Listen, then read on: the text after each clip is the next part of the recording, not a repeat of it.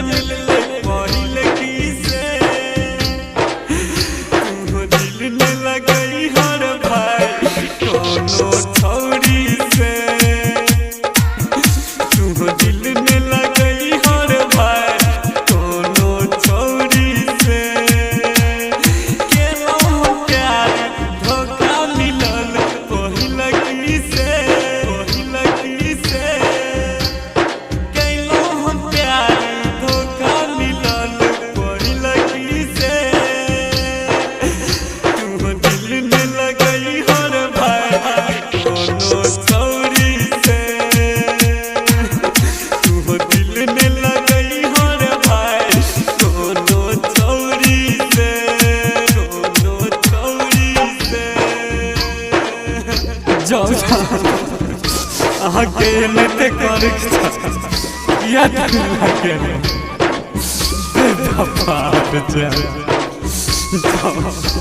Mix by DJ Kanchan Raj Muzaffarpur.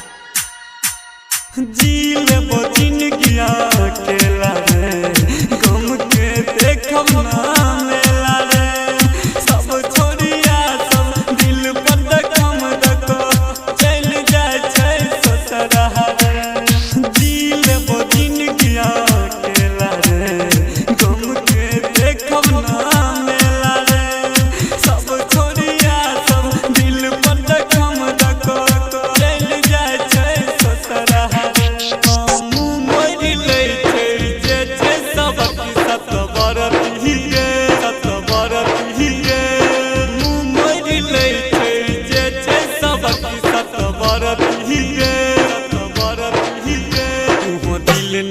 गई हर भाई कोनो छोड़ी से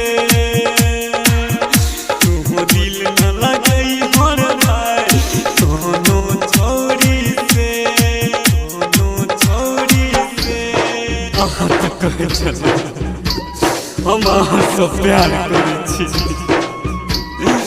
आई तो हमर नाम खुदा गेलो ये हमर जान। Mix by DJ Kanchan Raj Muzaffarpur. सुन के बदिलो डाल रे सब छैयते धोखे बाज रे कोनो छोड़िया से करी हो नहीं अब तू बब्बा प्यार रे सुन के बदिलो डाल रे सब छैयते धोखे बाज रे कोनो छोड़िया से करी हो नहीं अब तू बब्बा प्यार रे दूल्हा पर समिया प्यार में धोखा खेल कई रे हाँ दूल्हा पर समिया प्यार में धोखा खेल कई रे दिल में लगई हो रे भाई कोनो छोड़ी से दिल में लगई हो रे भाई कोनो छोड़ी से।